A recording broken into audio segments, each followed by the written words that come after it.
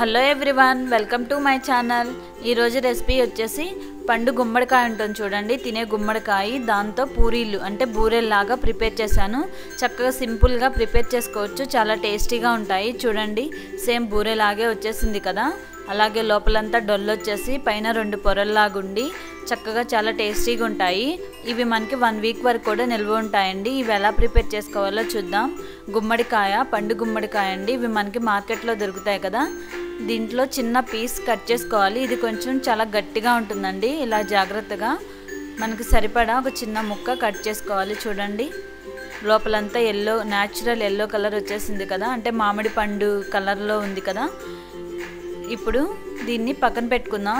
దీన్ని వేరే రెసిపీకి వాడుకోవచ్చు. మనం కావాల్సిన దాన్ని ఇలాగా దీనిపైన ఉన్న తొక్కంతా తీసేసుకోవాలి. అలాగే మధ్యలో ఉన్న సీడ్స్ ఉన్నాయి కదా, వీటిని కూడా పూర్తిగా రిమూవ్ చేసుకోవాలి.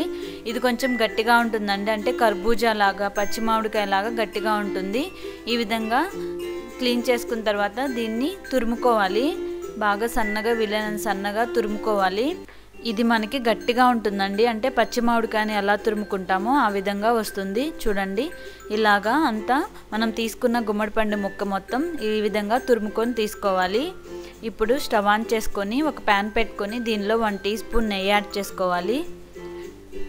నెయ్యి కరిగిన తర్వాత తురుముకున్న గుమ్మడికాయని యాడ్ చేసుకోవాలండి. యాడ్ చేసుకొని మీడియం ఫ్లేమ్ పెట్టుకొని పచ్చివాసన అంతా పోయి చక్కగా మగ్గిపోయేంత వరకు, అంటే 2-3 నిమిషాలు టైం పడుతుంది. మీడియం ఫ్లేమ్లో ఇలా మిక్స్ చేసుకుంటూ చక్కగా ఫ్రై చేసుకోవాలి. మనం గుమ్మడికాయని తురిమాం కాబట్టి చాలా ఫాస్ట్గానే మగ్గిపోతుందండి.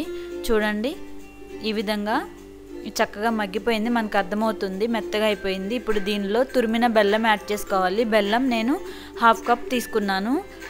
స్వీట్ సరిపడినంత యాడ్ చేసుకోవచ్చు. కొంచెం స్వీట్ ఎక్కువ కావాలనుకున్న వాళ్ళు ఇంకొంచెం ఎక్కువైనా యాడ్ చేసుకోవచ్చు. యాడ్ చేసుకొని ఇలా మిక్స్ చేసుకుంటే బెల్లం అంతా కరిగిపోతుంది.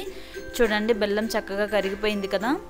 ఇలా కరిగిన తర్వాత ఒక 2 నిమిషాలు ఇలాగ మిక్స్ చేసుకుంటూ కుక్ చేసుకున్నట్లయితే కొంచెం దగ్గర పడుతుంది. చూడండి, ఇలా దగ్గర పడిన తర్వాత స్టవ్ ఆపేసి దీన్ని రూమ్ టెంపరేచర్ వచ్చేంత వరకు చల్లారనివ్వాలి.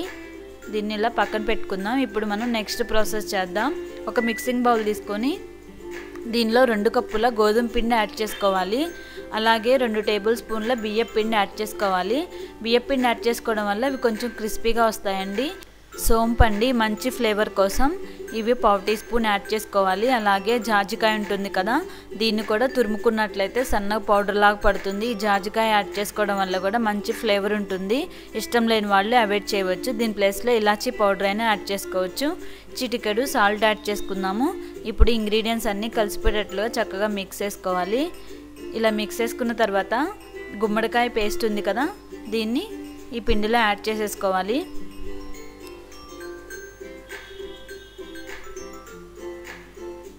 ఇప్పుడు ఈ గుమ్మడి పేస్ట్ మొత్తం పిండిలో కలిసిపోయేటట్లుగా ఫస్ట్ బాగా మిక్స్ చేసుకోవాలండి.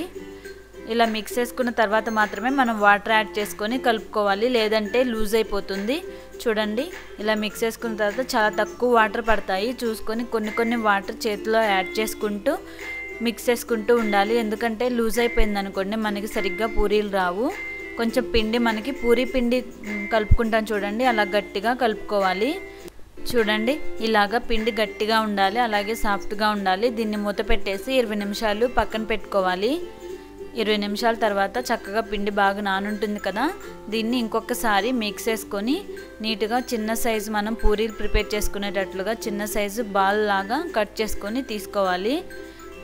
దీన్ని చక్కగా 2 చేతుల మధ్యలో ఇలా రౌండ్గా చేసుకొని ఫ్లాట్ చేసినట్లు చూడండి, నీట్గా వచ్చేసింది కదా. ఇప్పుడు చపాతీ పీట ఉంటుంది కదా, ఈ పీట మీద ఇది అంటుకోకుండా ఆయిల్తో గ్రీస్ చేసుకొని చపాతీలాగా రోల్ చేసుకోవాలండి. మనం నార్మల్ చపాతీలాగా పిండి డస్ట్ చేసుకొని రోల్ చేసుకోకూడదు. అలా చేసుకున్నట్లయితే డీప్ ఫ్రై చేసుకునేటప్పుడు ఆ పిండి ఆయిల్లో పడిపోయి మాడిపోతుంది, ఆయిల్ అంతా పాడవుతుంది.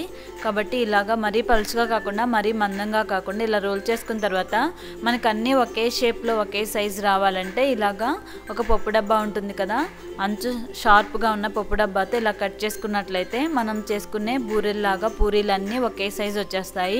చూడండి, ఈ విధంగా ప్రిపేర్ చేసుకొని ఒక ప్లేట్లోకి పెట్టుకోవాలి. అలాగే సెకండ్ది మిగిలిన ఈ కట్ చేసిన ఎడ్జెస్ ఉంటాయి కదా, దీన్ని కూడా బాల్ లాగా చేసేసి మళ్ళీ రోల్ చేసుకుంటే మళ్ళీ మనకి పూరీ వచ్చేస్తుంది.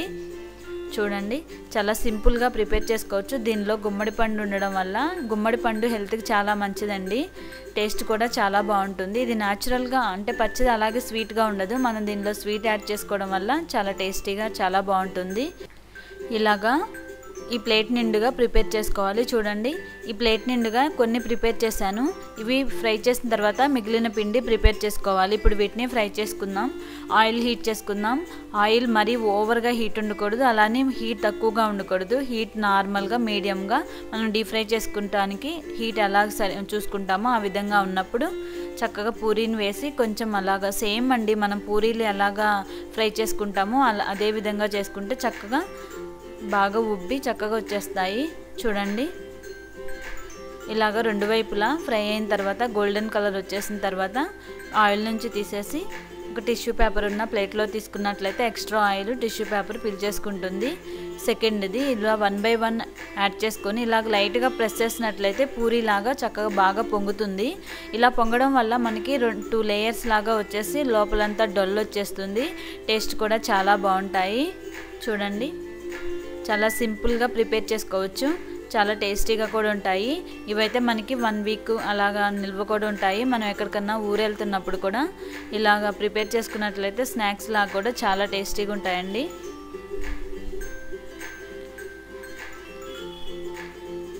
ఓకే చూడండి ఇలాగా మనం ముందుగా కొన్ని ప్రిపేర్ చేసుకొని పెట్టుకొని అవి ఫ్రై చేసుకున్న తర్వాత మళ్ళీ ఇంకొన్ని అలా ప్రిపేర్ చేసుకుంటే బాగుంటుంది. ఒకేసారి ఎక్కువ ప్రిపేర్ చేసి ప్లేట్లో అలా పెట్టేసామనుకోండి అవి డ్రైగా అయిపోయి బాగా పొంగవు. కాబట్టి కొన్నిగా ఇలాగా ఫ్రై చేసుకోండి.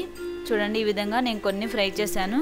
చూడండి చక్కగా పూరీలాగా అలాగే బూరెల్లాగా వచ్చినాయి కదా. ఇవి పొంగినవి అణిగిపోకుండా ఉంటాయి.